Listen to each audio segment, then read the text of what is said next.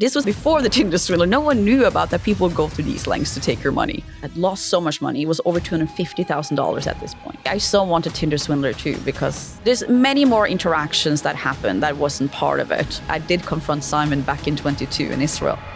As I said, I moved to London to write my master thesis. And that's what was going on. It was like a Saturday night. I had been procrastinating, finishing this master thesis for weeks. And I was just at home, just,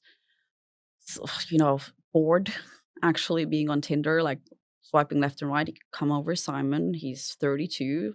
From his pictures, as I said, like, fancy dinners, nice cars. He had a picture in a private jet, and then he had his Instagram name kind of attached to it. Right. So I checked out the Insta, and I kind of right swiped because he is my type. Like, I love a short king, and I like it is that. Everyone's been so mean to him. Like, I think, like, I hate it to say it, but he is my type, Right. So I didn't realize he was short. No, he is short. Is he? Yeah, he is short. No, but not super short, but he's not tall. Right. But I was like, yeah. Short like my height? Like I'm 5'6", so. Stop. I'm 5'6". I'm 5'7" if with a good pair of shoes. No, but I mean, like, this is when I just hate when all the height stuff. I was like, it's fine. So, and he had his Instagram attached to it. So I go into his Instagram at the time. And of course, the picture just continues of this lifestyle. Yeah. No, he knows what he's doing. He's set up. Like it's well done. But I check his tagged pictures as well, because that's what I used to do. You check, does he have friends? There's other people. And yes, he has that. Tags him as Simon Levive. He's been going at it for, it's a long time. I can scroll down. There's tons of pictures. He's with a lot of people. And then, so I write to him on Tinder. And I wrote to him, hi, it doesn't seem like you're going to be here for a long time, because I could see he was like traveling. No, I'm not. But what if we have a coffee tomorrow? And this was Saturday evening. And again, the perfect subject for this, because I was like, I love to meet people in person pretty quickly. I think it's boring to talk to someone for ages, and then you meet them in person and they're different. Yeah. So I was like 3 minutes in and you're like, you know what? This isn't going to happen. Yeah. And you've wasted 2 weeks. This is what I know. So I was just, it's great. So I meet him on a Sunday morning or like early like Sunday for a coffee. And I have my laptop with me because I'm going to continue. I was thinking, this is just a coffee date. That's over an hour, and I'm going to continue writing my master thesis that Sunday. And I meet him. He comes out. He looks like his picture, very gentlemanly, shows me the table, takes out the chair for me, really. Then he, talks about like what he does here, and that he's here for business. He's the CEO of this big diamond company that his dad had been, the creator of. And that he wanted to make him proud, and was talking a bit about like how important it was for him to, continue and do well. And, so what his thing was to, wine and dine clients and be the last one that was like part of the job. And not only being in boardrooms and meeting rooms, but it's the social aspect of it. Right. And I asked him, I was like, do you want to settle down? I was like, yeah. Like he wanted kind of to settle down. All the right things. I was 29 at the time. So, I was looking for, to head into my 30s with someone. Yeah. I was thinking long term here. And then he talks about that he has a daughter. And I was like, oh, you have a daughter. Like, was nothing on his dating profile. I think now it's much more normal that you expect that, but I was like, I didn't see anyone. And then I was like, well, and she's visiting me this weekend. I was like, oh, like, so she's here. And he was just glowing about her, how important she was to him. And I was like, okay, fine. But now at least I know that you're a dad. And before then, when you're in your 20s, normally you wouldn't date people with kids. Right. Like, that has been my thing. But I was like, okay, now that I'm here, just let's see. And then he asked me a lot of questions, just, like, the conversation is just flowing, and I'm, I really like him. And then he looks to me like when the coffee's done, and then he says to me like, oh, I really enjoyed this, Cecilie. I'm so sorry if I laugh, because it's just, when everything's a lie, it's just really, it's just really triggering. But he says like, I've just enjoyed this time with you, Cecilie. It's just been amazing. But we have a business trip and we're going to Sofia in Bulgaria, but you would perhaps want to join. And I was like, but I have my master's thesis. I need to, but well, you can do that on the plane. Like, that is not an issue. And I was like, unfortunately for me as well, it's like the perfect storm all of this is coming to, is that I've had things that happened in my life earlier where I regret not doing it. Yeah, I yeah. should have taken that opportunity. I should have done that. No, that's what I always say, right? Like you regret the things that you didn't do more than the things that you did do and didn't work out. Yeah, that's my motto in life Yeah. now. It's still to this day it is, even though it has gotten me into some issues as well. So I was like thinking, okay, just say yes. And he then, so, we had a really great coffee. I'm like, and then we go into the lobby of this 5-star hotel in London, and it's an entire entourage waiting for him. You know what I mean? It's his bodyguard, his business partner, private assistant, his child, the mother of the child, and maybe 3-4 drivers. And they're all just waiting for him. So he is acting like the CEO. It's like, yeah, if you're going to say you're the CEO of a big diamond company, you need people around you to, you can't say it and then, you know what I mean? So I'm like so overwhelmed. I was like, this is the craziest shit. I'm even thinking, it's like, okay, even though nothing's going to happen with this guy, what an experience just to see what this is about. I've just moved to London and this is crazy. Yeah. He sends me away with one of the drivers in a Rolls Royce, convertible. I was like, this is crazy. I talked to this driver and he's just glowing about Simon. He's one of the kindest bosses he's had. He's invited the drivers for dinner, which doesn't happen all of the time with these billionaire, people. And like, he's so kind. He's been to Amsterdam with them and he's just great. He's kind of part of the show though, right? Or he had been there for just a little bit and doesn't really understand. That's what's sad about it. I talked to him later on. He felt horrible, terrible, that kind of, he was being used unwillingly. He just knew Simon as Simon Levive. So he didn't know he was a con artist. But by that, I was like, oh my God, he's great. Yeah. And because for the 2.5 weeks I've known him, he's been great. Yeah.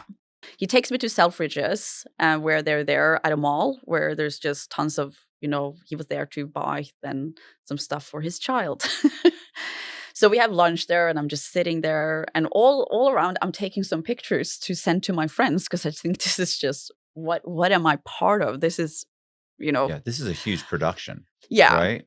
Like, what is this? And he buys a lot of stuff for his kid, like an iPhone, like tons of stuff. Like she had so many toys after this shopping spree that he went on for her.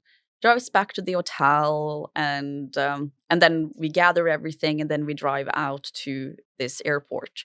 And what's so interesting, when we get to the airport, then while all this is going on, I hear as well that the mother of the child and the child is going to join us on the trip. And I was like, oh, okay, wild, okay, it's fine. And with his business partner and stuff. So some of them are joining, some of them aren't. We're just a lot of people. Right. But then we get to this private airport, this private military airport where the private jet is on. He hands me everyone's passport. So I stand with everyone's passports in my hand. And I believe that is maybe the first test that he does on me. Because I have everyone's passports. I could easily look through all of them, right? Right. Do I do that? No. No. It's to test for compliance. It's to test, will I check stuff? Will I? Yeah. Because if I would have looked through that, I would have seen that there was no Simon Levive on that flight. Okay. All right. He used a fake passport that was not a Simon Levive passport. There was no Simon Levive on that flight. So I could have seen then that, immediately. Right. Yeah. So that goes on. We're on the private jet. But everything looks so legit. Like, this is a huge production. Like, this is what I mean. Like who's dumping $10,000 a day into this production and also for what? For you? You're a student from Norway. It's not like you've got any money. No, it's not like you've got hundreds of thousands. He didn't know at the time how much money he would have been able to get out from me. Had no idea about that. I think he knew that I owned a flat. I think, like, of course, with all the questions, like, what do you like? But the mortgage, it's not that. Yeah. Come on. This private jet I got to know later on is because everyone has called this a Ponzi scheme with women, which I get very annoyed by. Because as you would know, a fraudster defraud everyone. It's not that a fraudster will say, I'm not going to do investment or business fraud. I do romance fraud, which is just unbelievable to me. Like, people are believing that there's only women who are victims of this man. So like the private jet I was on was a company in London. It's a private jet and, luxury car company that was taking £500,000 from him. So kind of that jet was not paid by another woman. Was a man who believed this guy, because as you say, when you meet him, he has all of this. I call it immersive theater. It's like you you're being put into a scene and you have no idea that this is actors around you creating this. It's funny. It's so they used to call it the big store scam, right? Like you have a storefront that looks completely legitimate, and you bring people there, and there's lots of people there that know you and they see you, and so it's like he's got this story. All of these are employed. Like you seem, it's instant credibility because he knows everybody. He's got if he wasn't successful, he couldn't possibly pull this off. But, and also, most of these guys are like little old me. He's not gonna be able to take me for anything, but you have no idea what's coming. No. And if you're right, if it was just you, he can't pull this off. But if there's 40 of you, or there's 10 of you, it becomes worth it. Yeah. But I'm sorry, go ahead. No. Because I think it's so important that to just say, like, to be able to do this, it's not only, as they called a stupid woman who falls for this. You know what I mean? Is everyone believed it.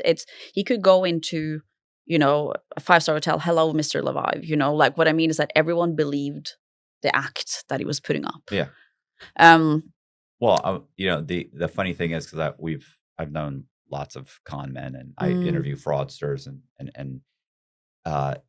and everybody always says the same thing, that the victims are stupid. But the truth is, if the victims were stupid, they would ask more questions. They wouldn't. It's harder to scam somebody who's not sophisticated enough to understand the scam. They ask too many questions, and they're very wary, and then they don't fall for it as easily. Yeah. But if you're sharp, everything you're seeing makes sense. So you end up, typically these are like investors. They usually invest their money. Why? Because what he told me looks absolutely legit, and it is legit, and it should work exactly the way he says it. That's right. When you're working all day, it's easy to reach for an energy drink just to get through the day. There are times I drink 2 or 3 of them during a podcast just to make it through, and then I'd crash. That's why I decided to try Ultra Pouches. I've been using them recently, and they've been a nice change. There is 0 nicotine and 0 caffeine, but they still help me stay focused when I'm working long hours. Ultra uses plant powder ingredients to give you smooth, steady focus without making you feel wired. I like keeping a patch by my desk at all times. When I feel low energy or unfocused, I like to pop one in my mouth, and I'm locked in without the crash. My favorite is Blue Raz. It's sweet with a little tartness, kind of like a blue raspberry candy. If you're looking for a cleaner way to stay focused all day, give Ultra Pouches a try. Ultra is the ultimate guilt-free pouch, delivering instant focus and mental clarity with 0 nicotine and 0 caffeine. New customers can get 15% off with code COX at takeultra.com. That's TakeUltra, code COX for 15% off. Let them know Inside True Crime sent you. If he were going to invest your money in what he told you is going to, but he's not.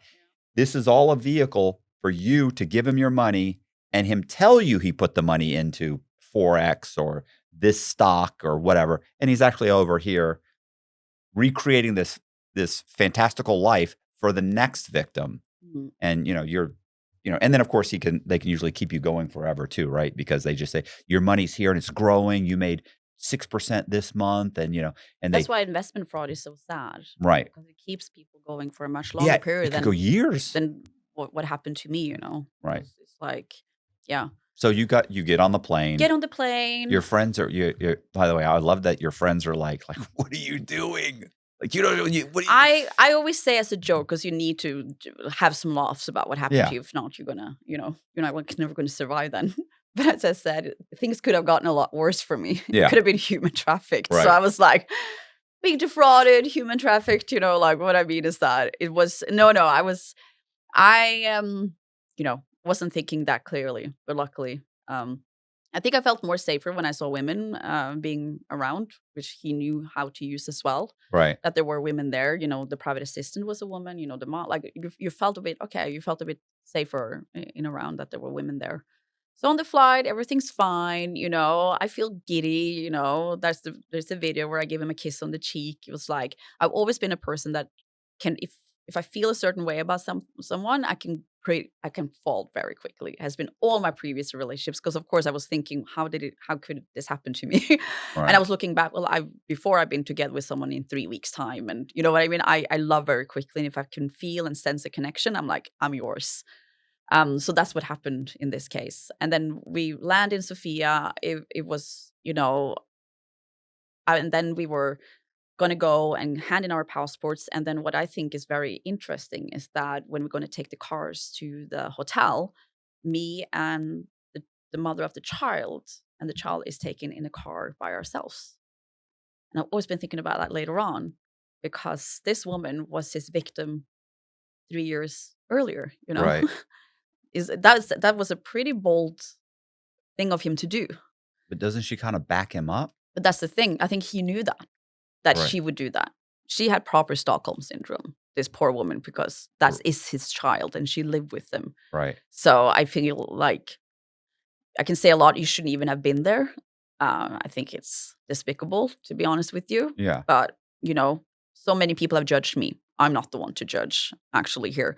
But I was asking her, because she's from Finland, I'm from Norway. I was like, this is, crazy. What is going on?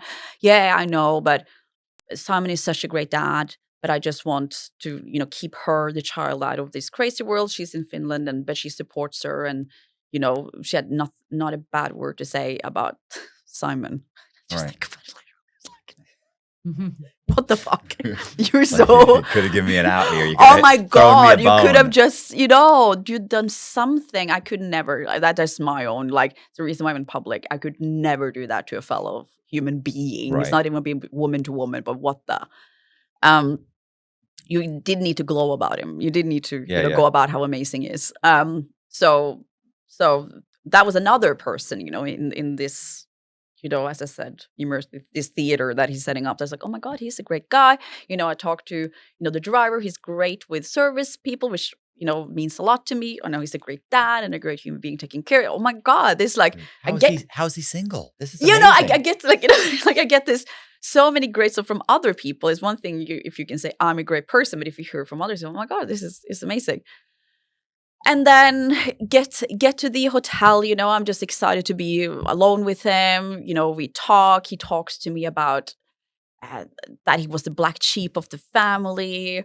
That people have turned his back to him before. All of this sob story. So you feel bad for him. You know what I mean? And I was like, oh my God, you poor creature, this is so sad. And he was the black sheep of the family because he had this daughter that is not Jewish. She's from Israel. Right. Talking about that. But so he wanted to kind of make his dad proud because, and this opportunity. And he was just being super vulnerable. And that Avishai, this business partner, has always stood by him. He was so important to him. He was the only one when he was going through other type of difficulties and stuff. And I was like, wow. I felt close. But then he sent me home the next day, and that's what I was going to do. But I was like, I think when I was at the airport, I was like, okay, that was crazy. But I wasn't thinking, oh my God, he's going to be my boyfriend. Because I knew he was traveling. I was so sure that he was just going to fade me out. Yeah. But it kept up, good morning messages, good night messages. We were FaceTiming when he was, traveling around. He kept in touch. We had, it was just great. So I was like, oh. And it was one time where he backed a bit away, for a couple of days, which I think was pretty smart of him, which I felt a bit oh no, it's happening. Right. Which everyone says they will go full on, all the time. But I think that was smart that he knew, okay, I'm going to back a bit away so she will feel a bit more I know. She will be so happy when I come back.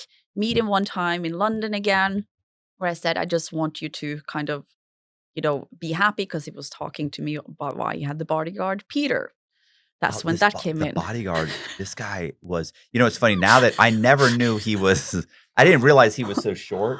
But because I remember last night when I saw the doc, and I saw at one point he's walking and the bodyguard's behind him. I said, Jesus, that guy's a giant. But now that I know he's 5'2". No, he's not 5'2". He's not 5'2". No, okay. So the bodyguard could have just been 6 foot. No, Peter was huge. It was the reason. You were a bit he's yeah. So I was, you know what I mean? What's up with Peter? Like, who the fuck? And then that's when it came in, you know, that he was doing very well in the diamond business. And if you Google the diamond industry, yeah, there's a lot of, you know, blood diamonds. It's not like, and he says that the competitors have seen how well he was doing, you know, signing all these new deals. And they were trying to make him stop doing his job, like traveling around. So they started making kind of threats. Like he was showing me, like, remember, my background is in tech as a career. Right. He had a CCTV app that he went into, and he was showing me that it had been a break-in into his flat in this, where there was like, do you know what I mean? Like I would have seen and was like, it was so well put out, all of it. But of course, he was just showing me pictures that he'd been getting, you know, funeral flowers in the mail, bullets in the mail, his family, and they were trying to make him kind of anxious. And that's why he had Peter, and they were doing some security stuff. So he told me that was the last time he could visit London for the time being. So, you know, the setup is here, but don't you worry. Everything is going to be fine. Right. And so I'm like, okay, and it's fine. And I was then the type of person that I wanted to be there to support him. Because as I said, he's already put up that people have turned their backs on him before. Right. I was not going to do that. So everyone says, if it's too good to be true with fraud victims, this was not too good to be true. Do you understand what I mean? There was already some, okay, will you be fine? Are you okay? And I could see as well, he played the act so well. Because when I saw him, for example, the time I met him then in London, I was like, why don't you just come home to me and we make some tacos and stuff? You know what I mean? Mm-hmm. I didn't need to go to this private members club. I didn't need to. Of course, he wanted to, as the fucking Froster is, but I just wanted to be with him because I actually liked him. Right. But then he was there at this private members club and I could see, like, does this make you happy? And I just asked him, you know, like, this is, you know what I mean? Because you're telling me about people, you know, just wanting, because there was another girl that was there at the private members club and she was just so elated being there. Because I'm a bit older, you know, she was maybe in her early 20s, you know, I was a bit older. So I was like, you know, people get infatuated with these type of things. And he was talking a lot about the diamond business. He knew everything about diamonds. He knew everything. He grew up in it as his family, but I'm just joking. I know, but he was it was amazing. But you could see that he's a professional. He played the part so well about feeling a bit not too well, stressed, you know? So he was like, and then he said, I'm not going to be able to come back to London for time being. You know what I mean? But we will keep in touch, and said, well, I had my 30th birthday then in February. We met up in January, just on the 10th of February. Then I was going to be 30. So we were talking about he was going to come and see me and all of that. So for my birthday, you know, the weeks are going. Every single day we're in touch. I feel like he's great. He's funny. You know, we post, like, it's so much from morning till evening.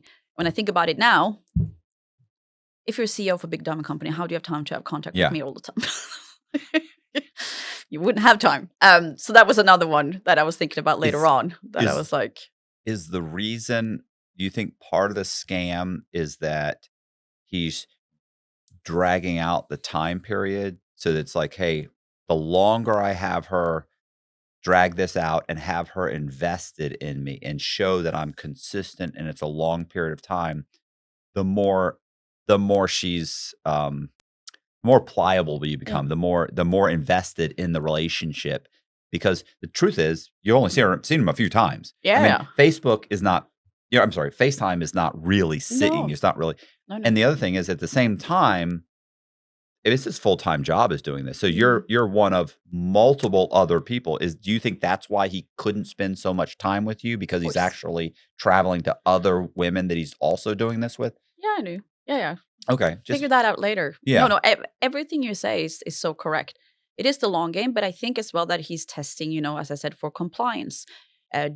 For example, when I was meeting up with him in London, I think he changed where to meet and when to meet a couple of times. And I think he does that to check with the women. Will she just go about with what I she gonna get frustrated? Is she gonna? Will she just say, I don't have time for this? You know, you're out, boot you off. She will never helped him out if he needed help. But I think you're testing with that money first. Will she just do as I say? And he's been doing this a while. Yeah. Right. But thanks to me, not that long, as I've seen other scam artists I've been doing. That's what I'm proud of. Fuck him. Seriously. Right. So I'm like, compared to the others that I've seen, you know, it's been going on for decades. I'm like, yeah.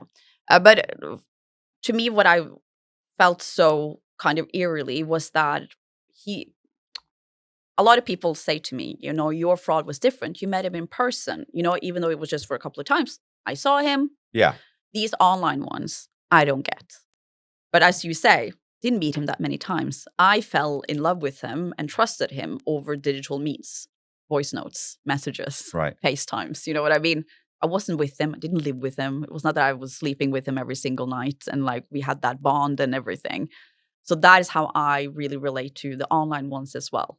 Because I can say, because that's what he says to, I only met you 4 or 5 times. Yeah, dickhead. Yes, you did. And thank God. You know what I mean? I'm happy I didn't meet you more than that. Because your aura is just terrible. So never want to do it more. But that is what I have to say, is that you can fall in love with someone and feel a closeness to them without being in person. And that's how I relate to the purely online ones. So I have a buddy. Well, it's not a but he's a buddy now, right? What do I say? Anyway, Tom, which I love Tom. Tom Simon is a retired FBI agent. Okay. And he's now a licensed private investigator. So, you can hire him. I don't know if they have that in the UK or I'm sorry, in Not Norway. the same as in the Yeah, US. where basically you can go to, it's almost like a private detective. He's a private police officer, right? Okay. And so you can hire him and he'll look into stuff. And he had one, you know who Keanu Reeves is? Yeah. Yeah. So he had one few months ago where this woman contacted him and said, listen, dating this guy and I've sent him money before. But this is a lot larger, a larger amount of money. And, I trust him. I love him. We've been seeing each other a while. But this time he's asking me to send him some money. He's having some IRS troubles. They've frozen some accounts. So he's having me send money, but I used to send him money to this other person for him. And now he has me sending money to this person, somebody else. Can you look into it? And he goes, sure, no problem. I don't have a problem with that. He said, yeah. I tells her what he charges. She tells him, okay, no problem. He says, well, first, what's the name of your boyfriend? She says, Keanu Reeves. And he goes, oh, okay, I'm the actor? And she goes, yeah. And you've been seeing him? Yeah. Have you ever seen him in person? Well, we haven't met in person, but we've been seeing each other for like 6 months. And I'm actually going to see him next week, but he needs the money now. He's like, okay. So he ends up going and finding the person she's supposed to send the money to. And he knocks on the door and she answers the door. And she says, can I help you? He explains what's going on.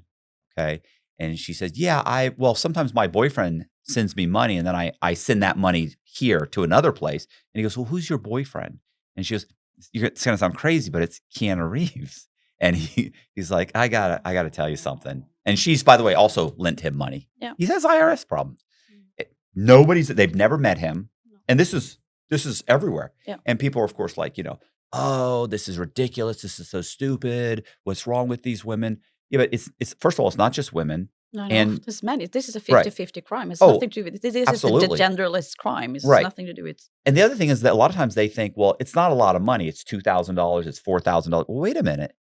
To a Nigerian, who's doing this to 30 or 40 people a month, even if he's only making $10,000 a month, $10,000 in a month in Nigeria? Are you kidding me? Do you have any idea how much money that is? I don't think people realize that America's wealth is being sent overseas and no one gives two shits because of how you victim blame the victims here.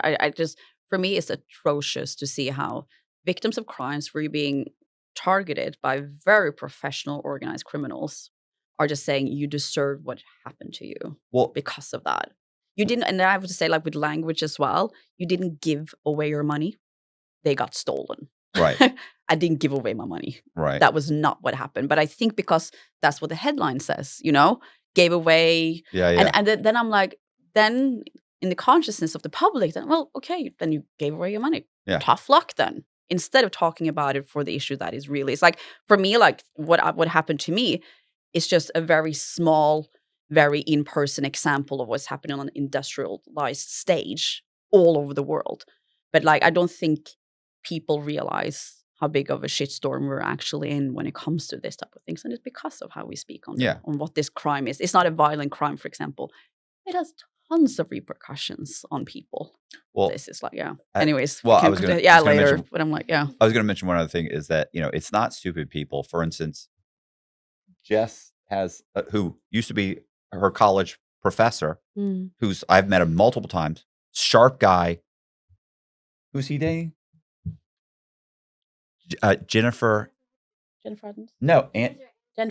Aniston. Yeah, she's very popular being used. Yeah. Yeah. by He scammers. thinks it's like, are you serious? Like I this know. is a grown man. He's Mhm. and people are telling him, and he's like, you don't know what you're talking about. It's like, I know. are you serious? And he's out. Have you sent him any money? Well, a little bit. Yeah, but that little bit to you is a ton to them. And and the other thing, and then we get back to your story. I'm sorry, one more thing. No, but I'm more. Well, That's where my passion is. Like, well, one of it's the things I was going to say is you're saying that you gave the money to. Well, that's like me saying, yeah, Bank of America gave me that $200,000. They asked me for some documents. I gave it to them, and they sent me the money. I didn't go into the bank. I didn't I didn't have a gun. I didn't have a note. I didn't do anything. They asked me for some W-2s and pay stubs. I gave it to them. They gave me them. They sent me the money. It's my money. They gave it to me. Well, that's funny because that's fraud. Anytime you deceive someone to obtain something, it's fraud. That's why you gave it. I'm just trying to get people to understand the crime. Do you understand what I Right. mean? They don't understand the crime. I was like, well, yeah, But I you wouldn't were have being- given it if I knew the Correct. reality here. Yeah, because you're being deceived. Yeah, that's what I mean. Did you That's- give it to him? Yeah, because I was deceived. And that's what fraud is. I'm Right, just it's like, fraud. yeah, it's just sometimes as an activist in the space, it's just, especially with when the Tinder Swindler came out, we're gold diggers. A man would never been called a gold digger, by the way. Never seen a man who comes out with a fraud story being called a gold digger. That is very gender, though.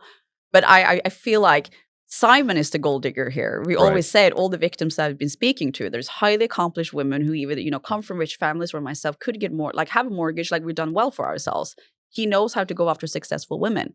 He's the one who's the gold digger who doesn't have anything. It's kind of embarrassing. The more you can laugh about this dude, the better it is for him. Listen, 'Cause I love laugh. I do this all the time, and all the other podcasts where everybody's so they're upset and they're in tears and it's depressing. Like you have to laugh. Like I couldn't get through my day if I didn't. You have to listen. I had my identity stolen, and I've stolen people's identities, by the way. Yeah. And I had my identity stolen. You know what I had to do when I looked at it? I was like, oh, they got me.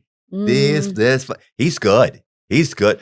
And then then you know what I did? I had to start writing the letters, go on the website. I had to fill out the forms. I had to call the police. I had to go through all the same stuff, but I can't be, I have to laugh about it. Like I have to, because it's like, otherwise you're infuriated. It's horrible. Yeah. I see you judging me. By the way. But you can have several feelings about it, though. As I say, I laugh about him because he is just a horrible person who doesn't deserve. But I always been a bit concerned about the language we're using of fraudsters as well. Yeah, it's sometimes very positive adjectives. Oh, they're so good. They're master manipulators. No, sorry, but this is people who do social engineered like romance fraud, who's using people's good-heartedness to take their money, which I think is and love for someone. I think is the most horrid thing you can do. But like to use a positive connotations for them, you know what I mean? They're so good at what they're doing. We would never say that about a serial murderer. They're so good at what they're doing. Oh my God. You know what I mean? Woo!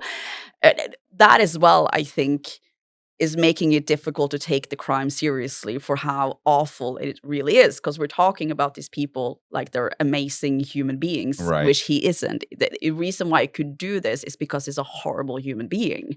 Do you know what I mean? It's not that he is. Yeah, but the ending's great, by the way.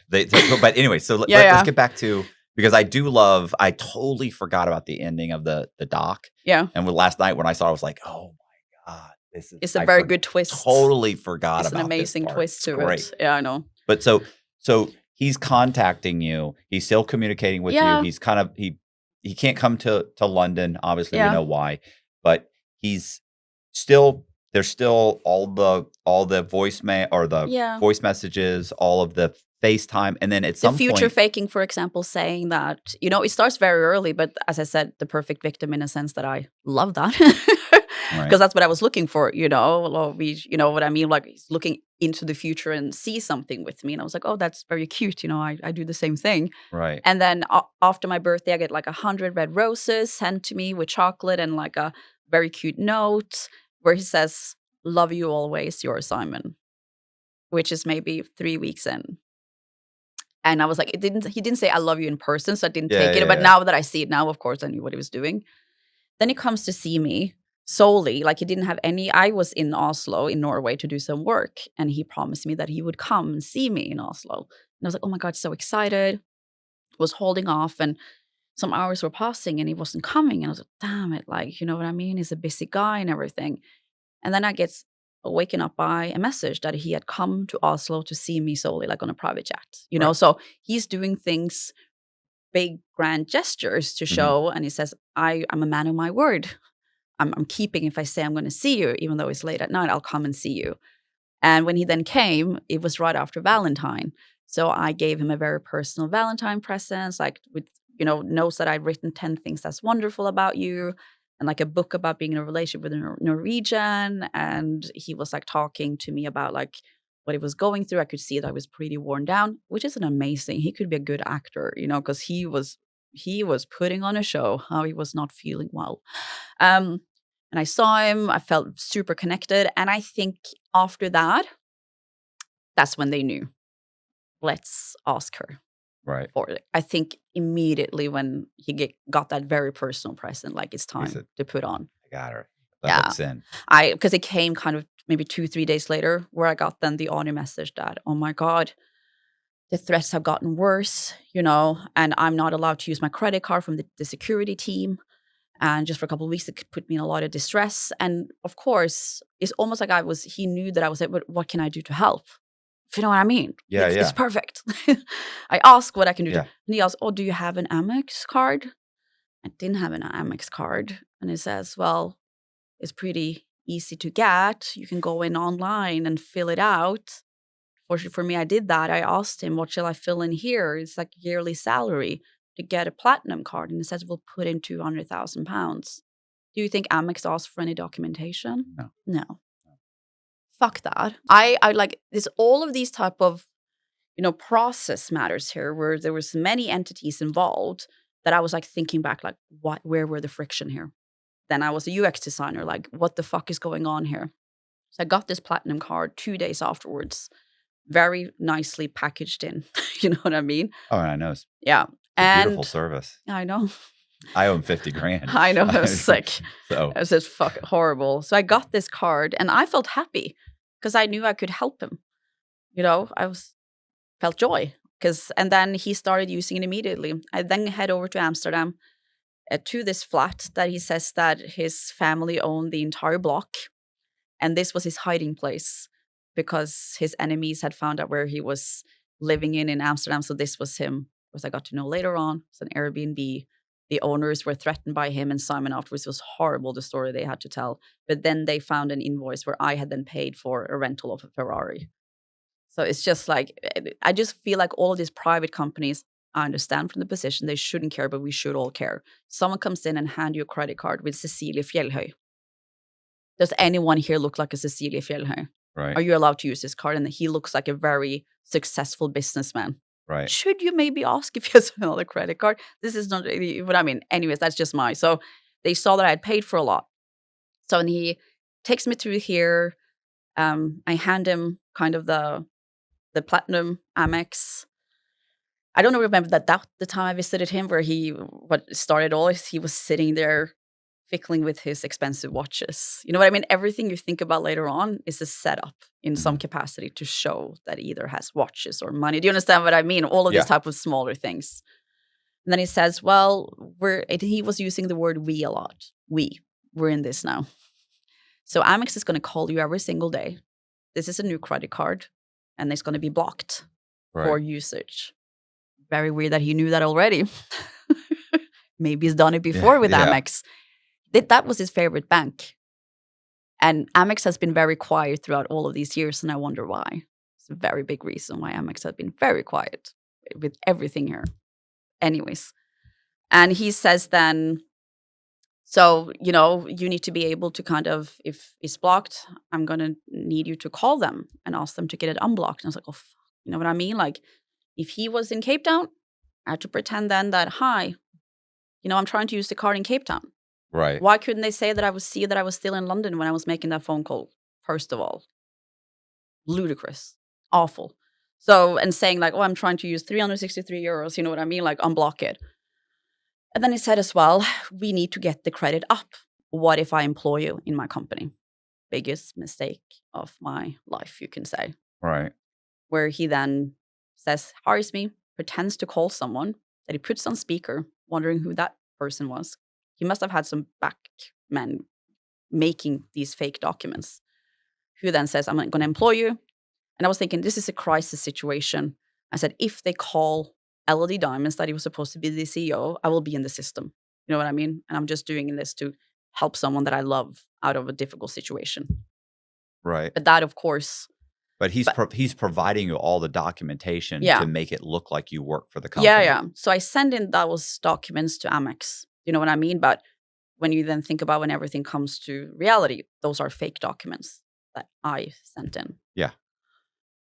So I sent. He's got you committing fraud. Yeah. You're committing fraud on his behalf. But you're also thinking, he's going to pay me back. He's going to but I was thinking the documents weren't fake, like that they were from LD Diamonds. Do you understand what I mean? I knew, of course, wasn't, but I thought I was in the system. Do you understand what I mean? Like from a technical angle, like I'm in the system. If Amex calls, I'm in the system. I believed he was the CEO.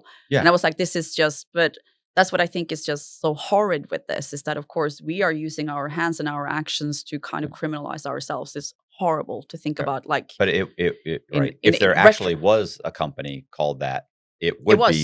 Oh, okay. Then and they were from there, then the documents would be legit. Yeah, that's what I mean. So they had a company they could call. Right. So I thought that if they would call it, they would say, oh, Cecilie is employed. Do you understand what I mean? I thought he was the CEO of this real life company.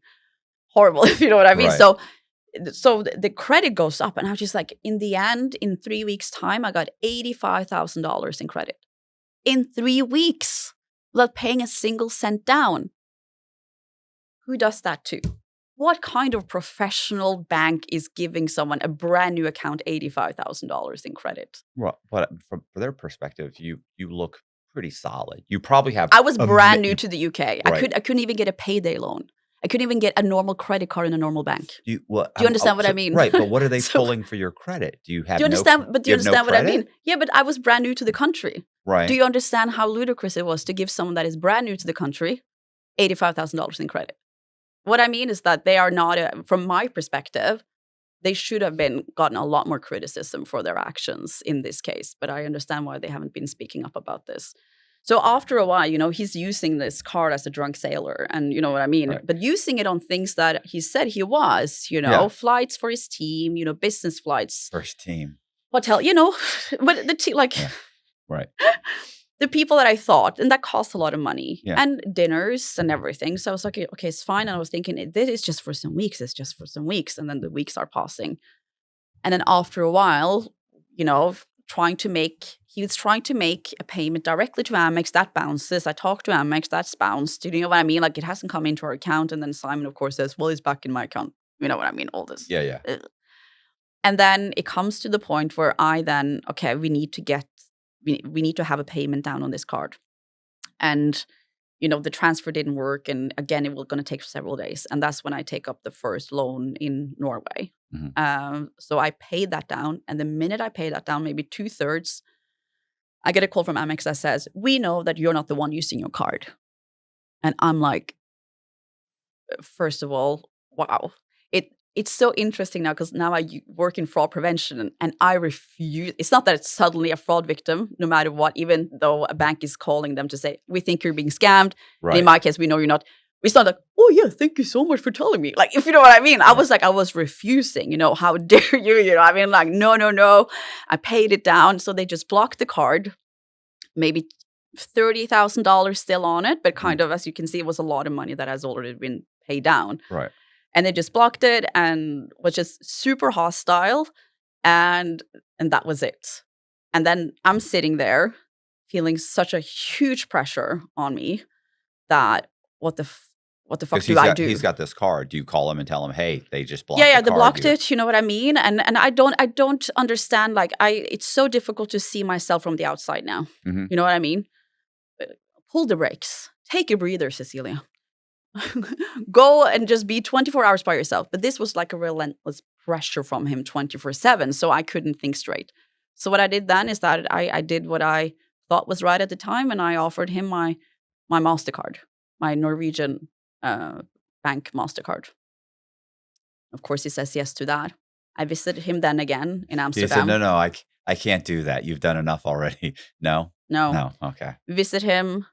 And then there's a woman there who's a good friend of his that he said that he bought a flat for, and they were going to start a business together. And she's like really kind. She's making dinners for all, talking about that she's so sad to see that Simon is going through this. He was playing the part of being really worn down and everything. Is she a part of it, or she's also being told She's the a same victim as story? well, but she became a mule. It's very sad, the entire thing. Yeah, I feel for her. I have never spoken to her, but I knew that she became a victim in the end. But you know what I mean? A lot of times he gets people on their side to become mules, or, you can join in to get some of your money back. And people feel desperation that Right. I need my money back. And that's when I'm already pretty heavily invested in everything. Yeah. And that's when he gets then Peter to call him and say, they found you, Simon, Yeah. you need to take a private jet now. But only that is just fucking insane. Why do you do that? You're so mean. I was so scared. I was like, have we locked the door? We're looking out through the blinds. Have they found him? And he was saying, I can't leave. Like, Cecilia is here. You know what I mean? So you need to go. And then he left me there. And I was like, fuck, what the fuck? Like, you know what I mean? So the more you felt on your body that the threats were real, everything is coming, the more you're just feeling, oh my God. And that's when I knew that he went partying in Stockholm, you know what I mean? And I have to say, like, when I saw the documentary and I saw the party videos, I never received any of that. Because I looked back on it and I was like, what the fuck, Cecilia? Do you know what I mean? Like, were you that blind? I was like, but then I went back. No, you didn't receive any of those. Other people received the party videos where they're sitting, Peter and all of them. I didn't receive any of that. Because to me, he was supposed to have a very awful time. Yeah. But he was having fun on my dime because he had a card that he could use that was filled up with money.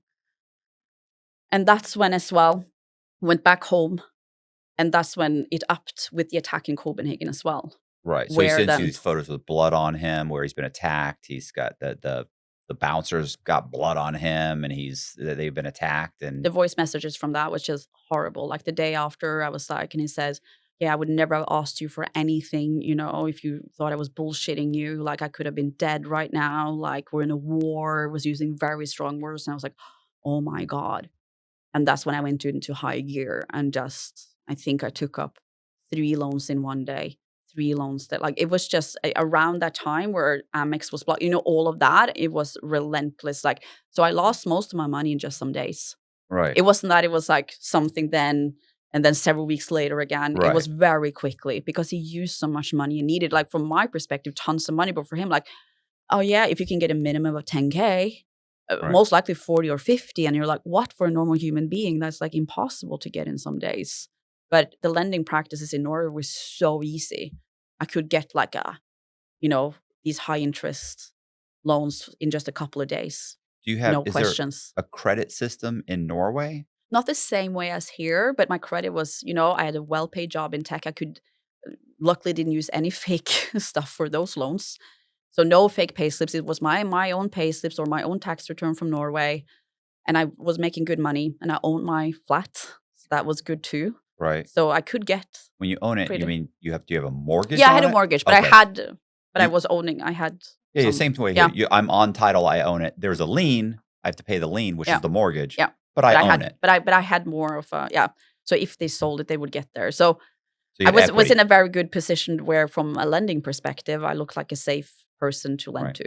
But since I took up so much loans in very short amount of time, they don't know about the other loans. And and for me, I didn't look at it as my loans either. Do you understand what I mean? We were going to fix this. Yeah, he's gonna, we were going to no, this is not a loan. Like I'm going to get the money back. So of course, I've gone through this many times, how it could end up so badly, but that's why I love research. Like, why did I behave this way? And for example, sunk cost fallacy. That the more energy, time, commitments, and money you put into anything, the harder it is to turn your back. Yeah. And I think because I was so heavily invested, like I was fucked there, I was fucked. Like, you know what? No matter what, like it just needs to be true.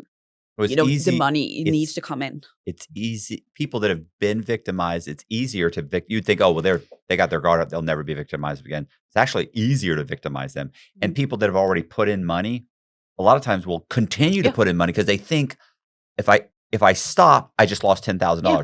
But they just asked me for another 5. But if I give them the 5, there's a chance I get the whole 15 back. So they give another 5. And you're like, what are you doing? You know that you've already probably lost. Yeah, probably. But there's a chance they give another 5. Then they give another 10. They give another 10. And then when they get to a point where they just can't give anymore, they eventually have to come to the realization, I just lost $50,000.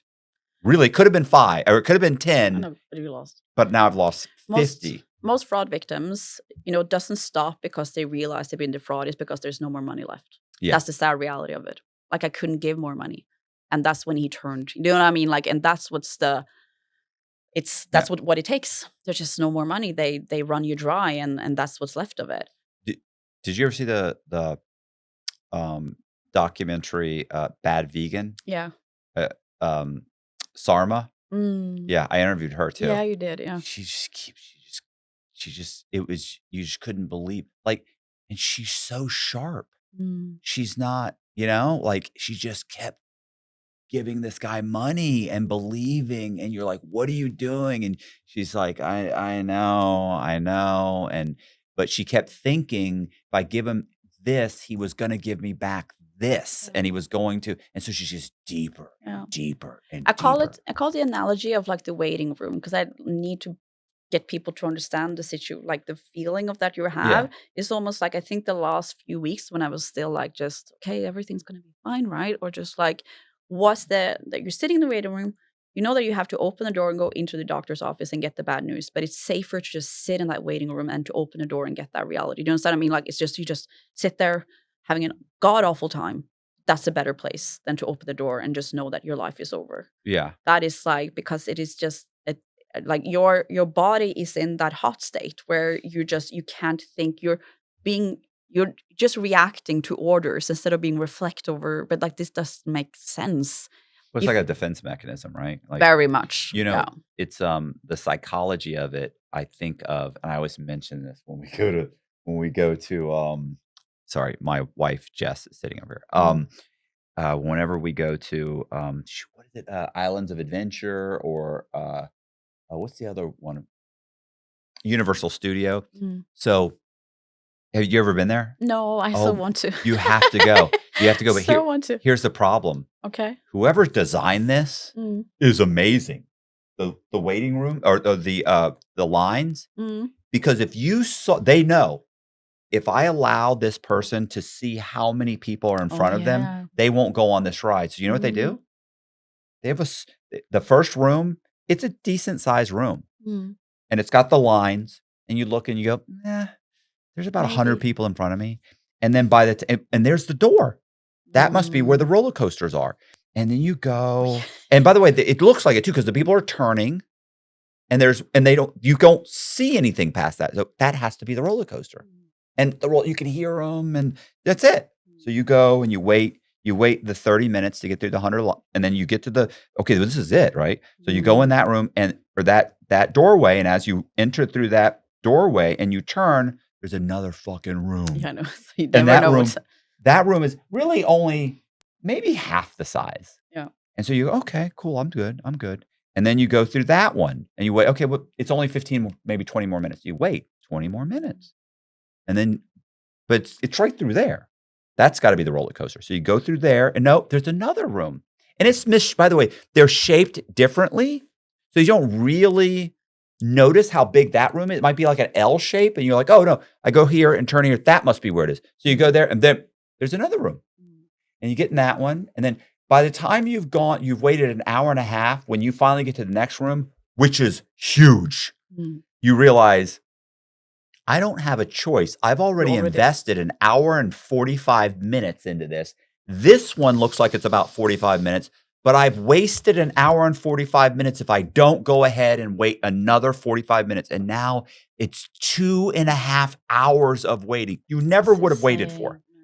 But they have to bring in a team of psychologists or sociologists to put this thing together with, like, there's got to be studies. It's so, and I sit there in those rooms after the first few rides. Although I'm irritated, I just waited 2 hours. I'm also kind of like, I'm really kind of impressed.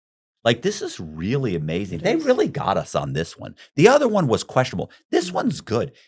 But that's the same thing. You Mm. put in the 10, and then you put in the 30, and then it's 15, Yeah. and then it's this, and then it's I don't have a fucking choice. I'm so deep into this. My only choice is to keep borrowing in the hope I can get back what I've already lost. Because if I stop now, it's a loss. This is And what I mean. that's Like the same thing. the ask was so small at the start. It felt like such a small ask. It was like a 2 weeks time. That's what I'm trying to tell people, and then it escalates. Like they make it, these bigger instances that happen, and then I'm showing when I do my talks as well. I'm showing like the relentless pressure of, the messages and the phone calls. Like could come 24/7 because he was traveling around the world. So it does a lot to you, both physically, and mentally in your body to have the feeling. And I felt that his life depended on me. It's so stupid now. I know that it's like he didn't. But if you can get someone to have that fear and love together, oh my God, people will do a lot. And I did it all. So kind of the last couple of weeks, there was almost like no money to be had. Like I think at the end he said, let's go to my home country, Israel, and we'll fix it. I have no idea what he was supposed to do there. I said, I can't go anymore. You know what I mean? Like I was so drained. I was like, I don't even want to be in this relationship. I just want my money back. Like this is the worst fucking thing ever. And he says, well, let's go. You know what I did? Even though I knew that I'd been scammed, like something was goddamn awful here. I gave him some money so he could buy some plane tickets and go. Do you understand what I mean? Because I was just so desperate. But what if he can go there and fix it? Now I know he was wanted there. So I was like, what the fuck? I have no idea what he was supposed to do with me because he wanted me to travel somewhere to fix it. We're going to go to Israel and go to a bank and fix it together. And I said, well, I've taken out all my vacation. I was working full time as well. I was meetings, workshops, I was in corporate. I was like, Right. I was the perfect victim for him because I couldn't travel around with him. I had a job that I needed to be in London for. So trying to tell that to him. So how it all ended, like I'd lost so much money. It was over $250,000 at this point. It was like 9 loans. I had creditors with, invoices coming in. You need to pay you a monthly, you have mortgage and you have loans now. And in Amex as well, I still had some debt in Amex, and they said it was going to send it to debt collectors in May. And I was like, and I sent this to Simon and said, like, what the fuck? What I did? Relax.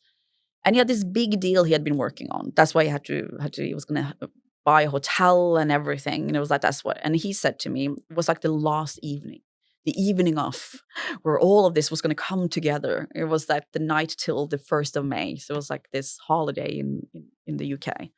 So he was going to have a dinner, and he's going to come to London and either cry on my shoulder or pop the champagne, but he wanted to see him no matter what. And I was like, I went to bed. If you sleep hot at night, you know how disruptive that can be. When you're not resting well, everything else feels harder. Your focus, your mood, even your recovery. GhostBed is here to help you fix that. They've spent decades perfecting how to build a bed that's comfortable, durable, and designed to actually help you rest. Every GhostBed mattress features premier materials, proven cooling technology, and their exclusive ProCore layer, a targeted support system that reinforces the center of the mattress where the body is heaviest. It helps keep your spine aligned and your back supported, so you can wake up ready for anything 2026 throws at you. Each mattress comes with a 101 night sleep trial and a 20 to 25 year warranty, so you can try it risk-free, knowing it's built to last. Shipping is fast and free.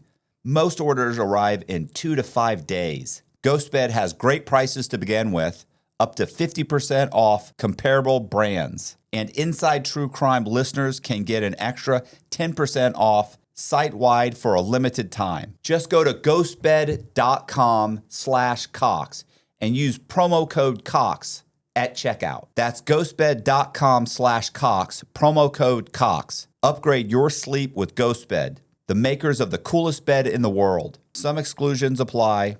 See site for details. He had the dinner with them. And then the next morning when I woke up to a message that says, I lost. You know what I mean? And nothing has gone well. As a fraudster, you say, oh, the transfer will come. We tried with the check. Nothing had worked. And then that's when I knew, like everything just fell. And I was physically ill. I went to work and just wanted to throw up. Like my body was telling me physically before I could do anything that, you are fucked. So that's when I contacted Amex. and said that I understand that something is wrong here and that I trusted him. And that's when they sent 2 then special security agents to my work on that Friday. And he showed me his ID. He says, I bet that you don't trust people anymore. But I thought it was pretty funny that he showed me an ID when I was like, that's easy to fake. Right. So, but he very old fashioned. They came in with just papers that had written down. Yeah. And they asked for a picture of him, and I showed him the picture, and that's when I was like, fuck me. And then he said, he's a long-term fraudster. You're the last. So they recognized him? Yeah. You're the last ring of 3 or 4 women. This was May 2018. That they know of. They know of, yeah. And then he had the names of several people that I had paid plane tickets for, that I, like, from Amex, you can see the names of them. And he wondered if I knew any of them. I was like, no, I don't know any of them. And that's what he just wanted me to, explain what happened, and that they said that they're collating a case with all the victims, and they were going to send it to the police in London, and just sit tight, and we're going to handle this. And they even said to me, we'll silence him for you in a week's time. Bullshit. No, but I know they'll silence him, like that. They will help me with this. Oh, okay. And I was like, so I asked, what should I do with Simon? I still was sending I love you, what I mean? Sending love you. Like, I hadn't told him that I knew, like, because I was like, so I didn't know, like, yeah. And that's what I was thinking, like, all fraud victims wants to help out. So I was like, well, I can get him to come to a place in Amsterdam, yeah. I knew where he was staying. I can get him to come here and we can arrest him. I know it's stupid now that I know how long fraud investigations take, but I was like, let me help out. So for over that weekend, I was crying my eyes out. I had a friend visiting. It was just terrible. I was like shaking. And every single time I still had like Simon with the heart and just like saying still, I love you and like everything's going to be fine. But he had started to turn on me as well. He, you know what I mean? Like he hadn't win. So he said that when I was started to ask more questions, which I wish I had done more of earlier on because his explanations didn't make sense. So that he called me an imbecile on the phone was, if you see in the Tinder Swindler how he was when he can get angry, that's how he was on the phone with me. Said he was going to jump off the building. Like, you know what I mean? That it was, I got one of the messages. He was going to jump off the building? Yeah, because he had lost his, like one of the messages from him to me was that he would appreciate some care and that I was next to him, not the other way around. He's lost 75 million.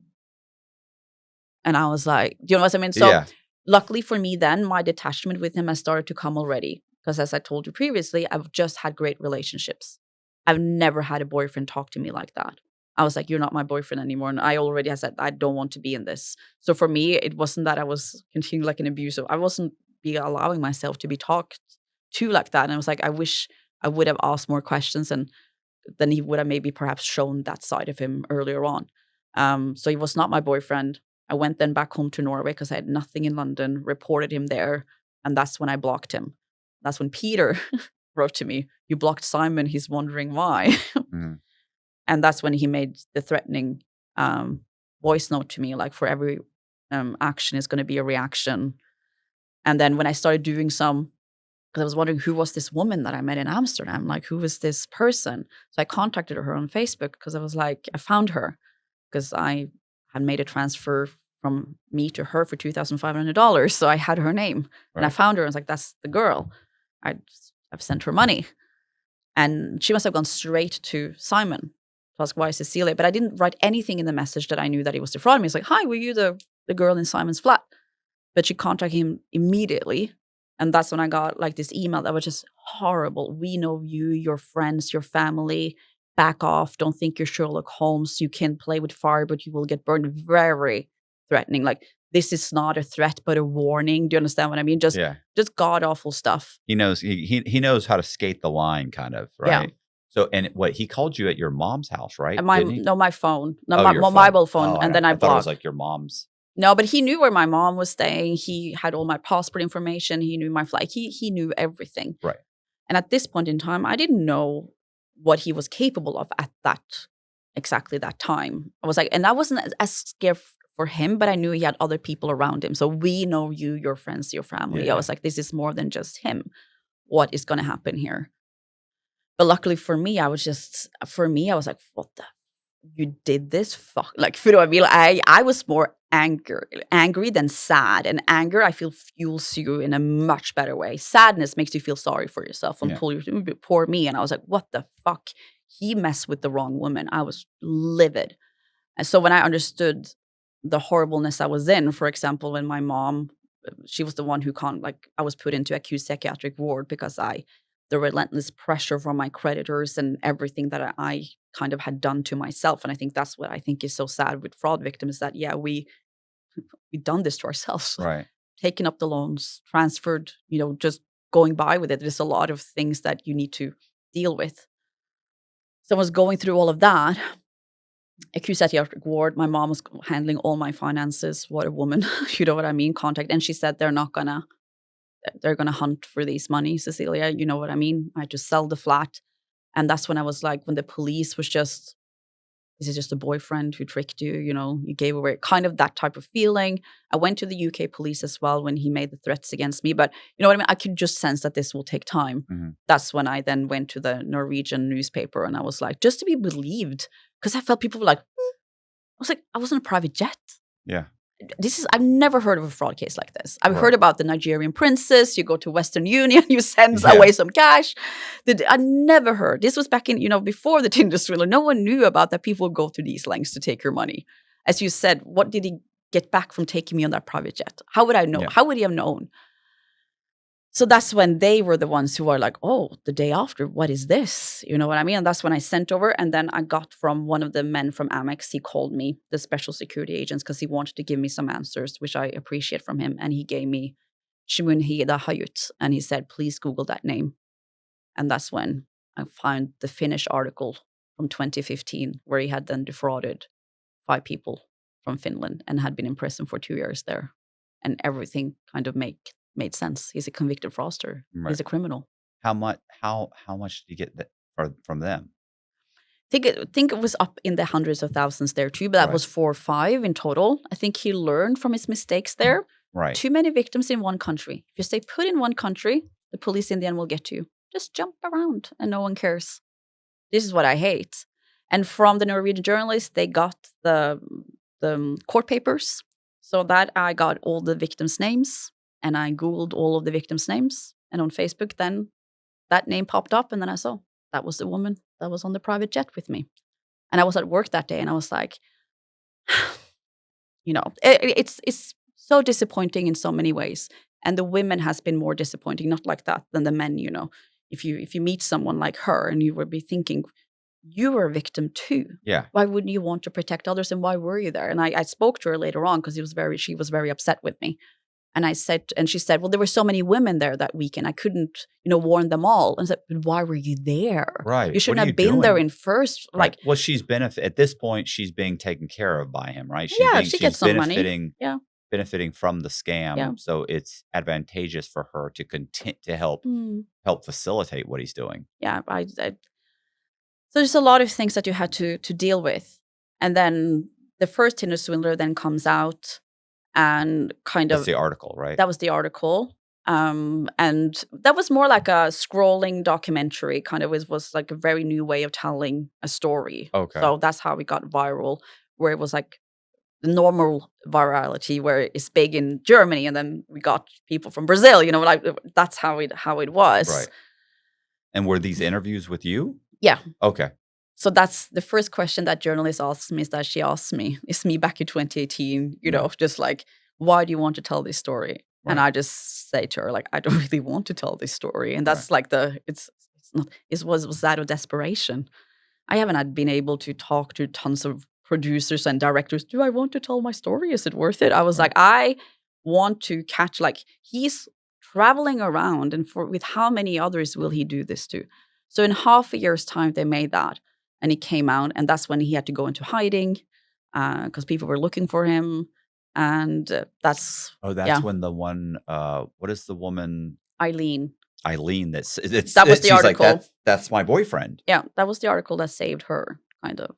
This is what I mean, how important it is to speak up. Yeah.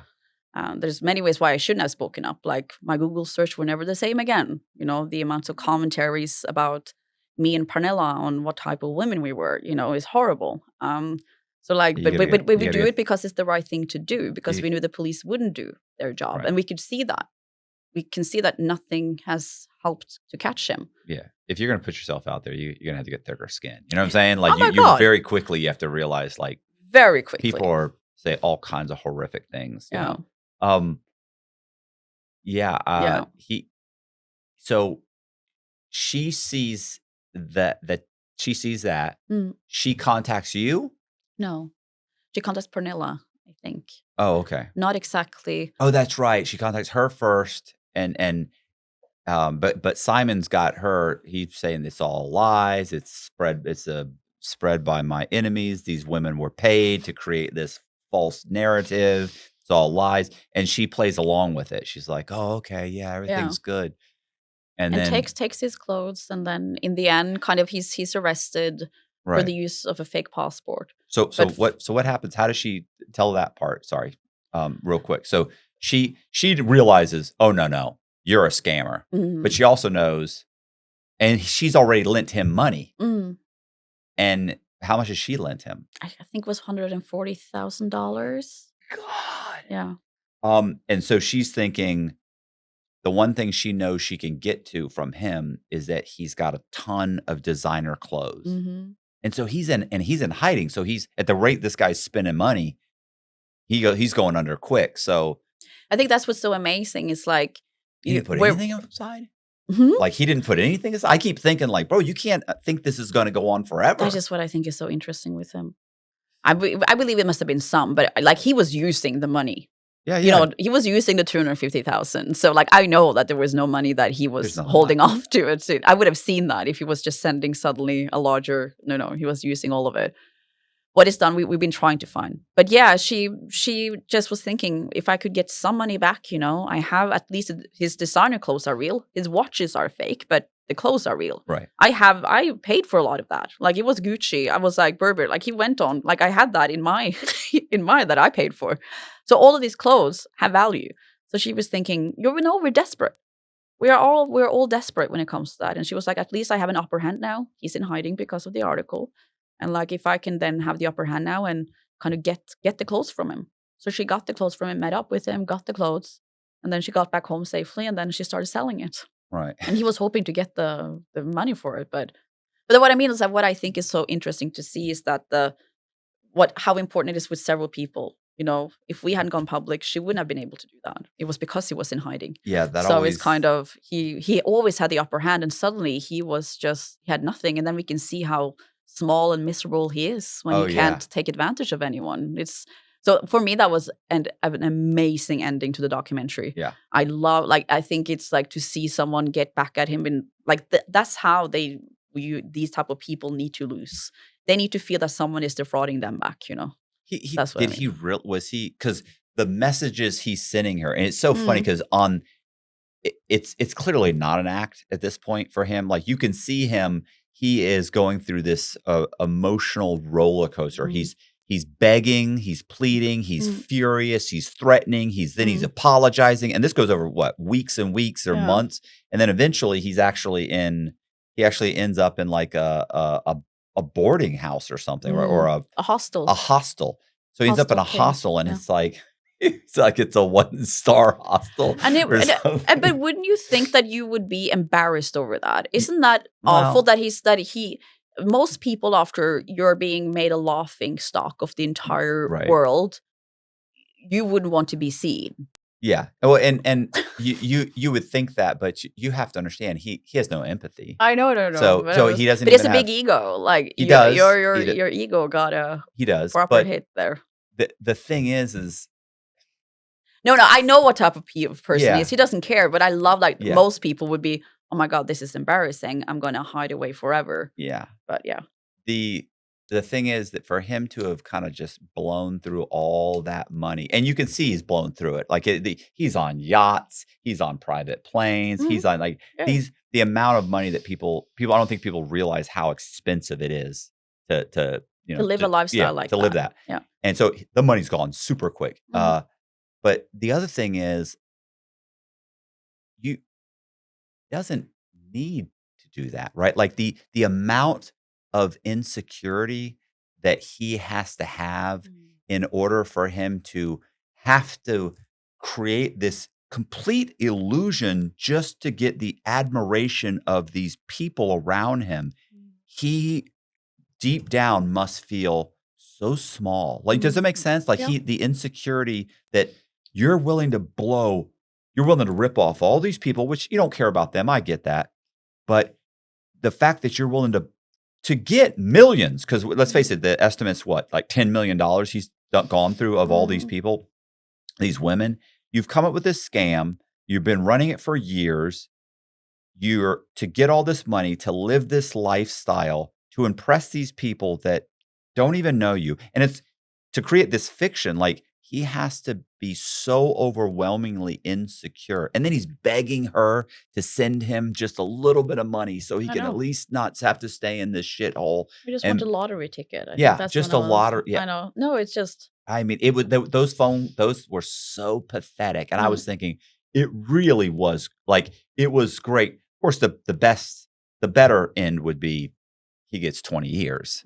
But he eventually does get arrested. He gets she arranges it so that he is in a place where he can be arrested. They well, they but it catch was him. but it wasn't what we wanted, kind of. We didn't want him to be caught just for a fake passport. We wanted him to be caught for the fraud that he did in Europe. Yeah, but So, they're not like, going to they're not going to do but it that. could have. Why? Yeah. It could- Why didn't they, or why couldn't they? Like, what's? Well, you have to ask the police about it, Yeah. but I really believe that it was more like the lack of collaboration in cross country with the police, that none of them seemed eager. I know that this case was not talked about fondly in some of the police stations, but that is just the nature of it. What I mean is that we doesn't didn't. make What I sense. meant is that we didn't want him to be sent back to Israel. Yeah. We didn't want him to get away from being in Europe. So that's what I think is sad about it. But it is what Well, it is. the sentences in Europe also aren't. But I think they're all not victims want they're not justice in their cases. Yeah. I mean, Like, yeah, for but- me, it's a start. Like, and I was made a suspect with UK police because I Right. told you about the fake passports. right. What do you think UK police did in my case? What? The right thing or the wrong thing? They came into my flat almost a year later with body cameras with a search warrant for my phone because they made a case that I had met Simon Levive and defrauded Amex together. Right. That's what they're after almost a year. And then they spent almost a totally extra year just to figure out, oh no, you're a victim, Cecilia. So we're dropping the case against you, but we're dropping your case against Simon as well. But you're That's also how- there during that year. You have to think you may end up in Yeah. jail. Thank you. Yeah. So of course, That's I'm not horrible. I'm not very happy with, like, I don't trust police No. at all anymore, especially not the Met police. Yeah. But I always said, and I said, this is what's so sad about it. Simon doesn't have his name on anything.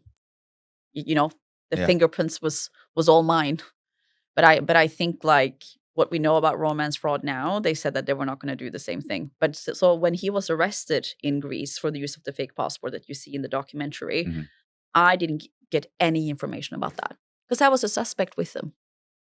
And I was like, this is a guy who's made death threats against me.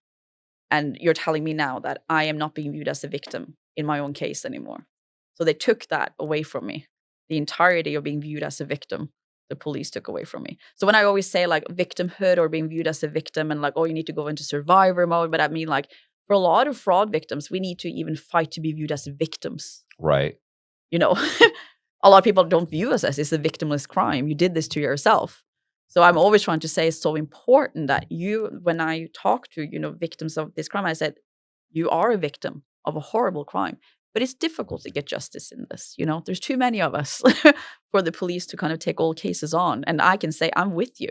I never gotten justice in my case. So Colby, to answer your question, is that it's that there with basically the police throughout Europe, because this is happening. These are wires that are bouncing all over Europe. Like in any of those jurisdictions, you should be able to claim jurisdiction over it. The wire went through our banking system. It's bank fraud. Yeah. But they're saying, no, you just sent your boyfriend money. He asked you for money. You sent it. Yeah. You didn't have to send it. It's your fault. Not taking into consideration that I was defrauded because he used deception to get me to send him the money, which is funny because in the US, like, I think he'd be doing 15 years, maybe 20, especially if he has a criminal record, even in another country. The FBI was onto him here as well. But it's just a slippery eel. Everything just falls through the cracks. It's just like, I'm just trying to think like the more successful I am, he's more angry with that. So I'm just trying to think the better I do, the more angry he is. So that makes me happy. It's actually that's the saying, right? The best revenge is success. Yeah. So I'm like, he's so angry with the success all the women from the Tinder Swindler have. So I'm like, yeah, let's continue. Let's make him feel like he fucked up meeting me. I think had he thought that I was the proper milking cow, that I would never do anything like this. You know what I mean? Like if it wasn't for me, for how long would he have continued doing Right. this? That's what I'm thinking of, So a lot of people, they don't, when they're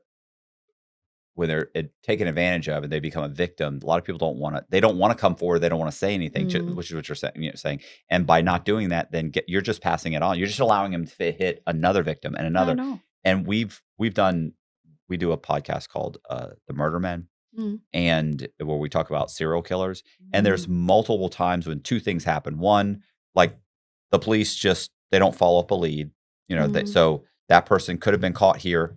They don't follow up. Well, that guy went on and killed someone else because you didn't follow up. Or some woman is assaulted, and she's assaulted and she doesn't want to plead. She doesn't want to go to trial, or she doesn't want to, I don't want to tell the police. I'm okay. Yeah, but that guy could have gone to jail for 5 years for what he did to you. Or who knows, maybe some states, 10, 15 years. You don't want to say anything. And as a result of that, so you're like, yeah, I just don't want to be bothered. Well, wait a minute. This guy's a serial and you're not going to say anything. Well, no, I don't want to have to testify. Okay. Well, so he goes free. I don't want to be involved. You understand he's done this many times. He'll just do it again. And sure enough, another one and another one and another one. And then they catch him. You had the chance to stop him here. You did nothing. Yeah. Like, I understand you're a victim and I'm sorry, but you have to stand up for yourself and you have to do something. If not for you, don't let him hit these other 5 women. Like, he's going to rape these other 5 women and you could have stopped him. So I've just seen it time and time again in so many of these cases, especially fraud cases, because people feel, oh, it's money. They're embarrassed. Or there's no point. Okay. We heard so much that people like, it's not prioritized. Everything gets like, what's the point here? Right. But by that, like I had some cases, where they've gone on for a decade and there hasn't been filed a single report. And I asked, what didn't? And then it's too late. And then I'm like, also, we can't. So the more hits a person, what I mean? Like, no matter if you think the police will just drop it, it's so important that you still do it, because at least it's hit on the person. They know someone filed for fraud 6 years ago. So at least there's something in the history here. Right. That is kind of my thing with it. It's like I'm the perfect example, never gotten justice, but it was so important to still go to the police and go through that, even though I was made a suspect. You know what I mean? At least it's the hit on his name in the UK, for example. It's still important. It wasn't a waste. Right. Well, so he ends up getting arrested on a fake passport. He does a few months in Israel. Whatever, he's out there. That was because he's always been a fraudster. So he was forging a check back when he was a babysitter in Israel. So he got a year for that. No, he's horrible. Yeah. So it was just old stuff from 2011 that he went to prison for then, and then he was out because of COVID in May 2020.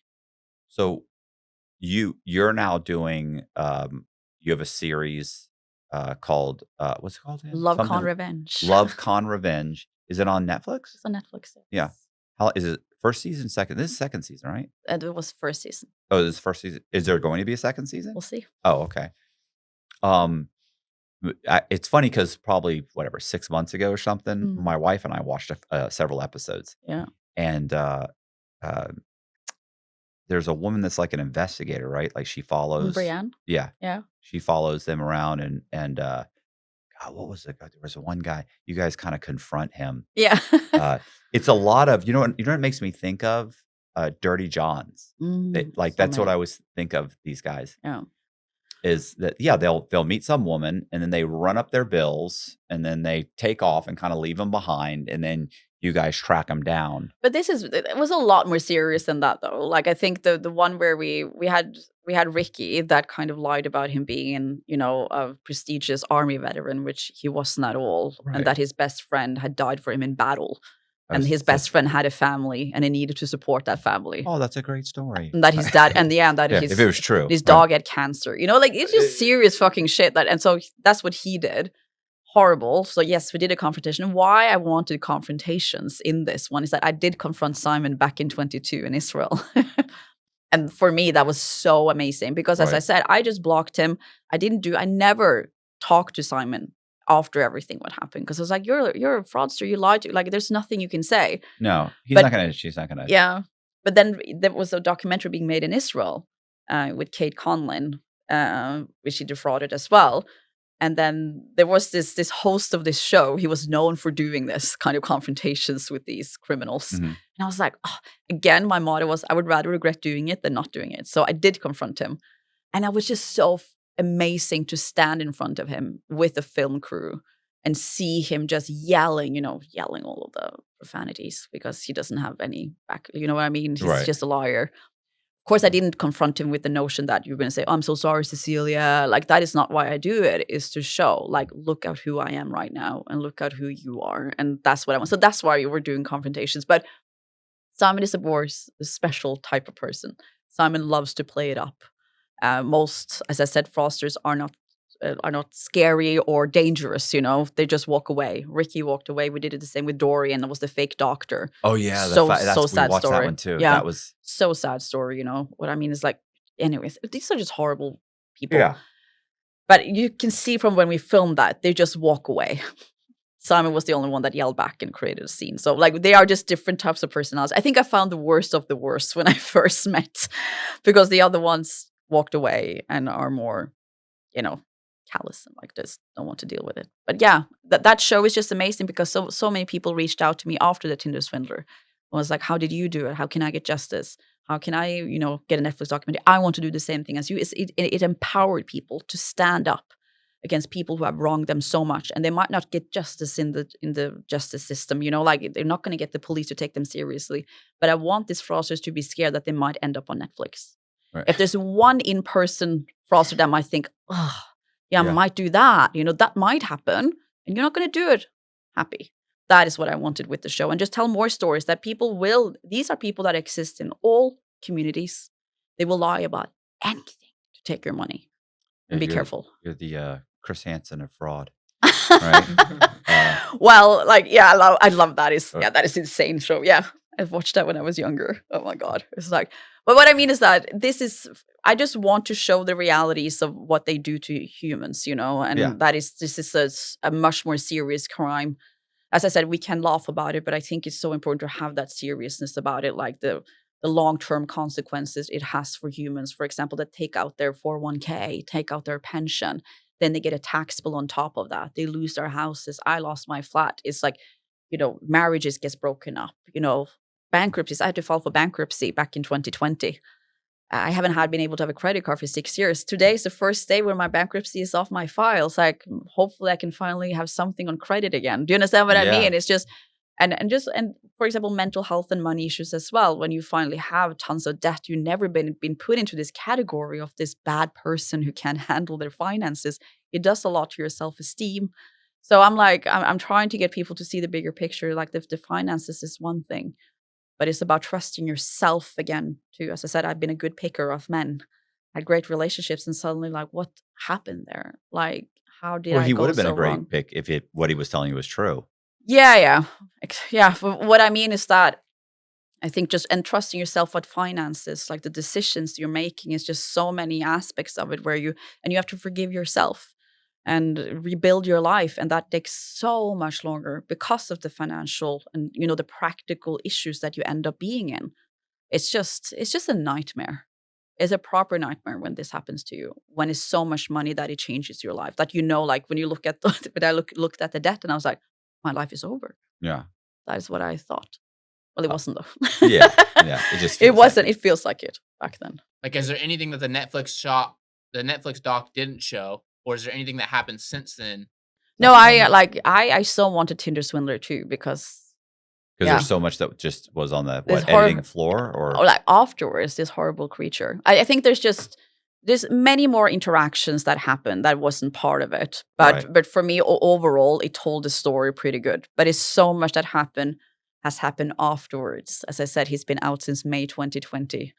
For example, we went over to Israel to testify against him in court because the real Levi family sued him for the use that he used their real name. They had Yeah. to change the name of their company because of him, because they got so many 1 stars because they thought that that was his fake company that he set up. But it's a real diamond. It's a real family. We met them.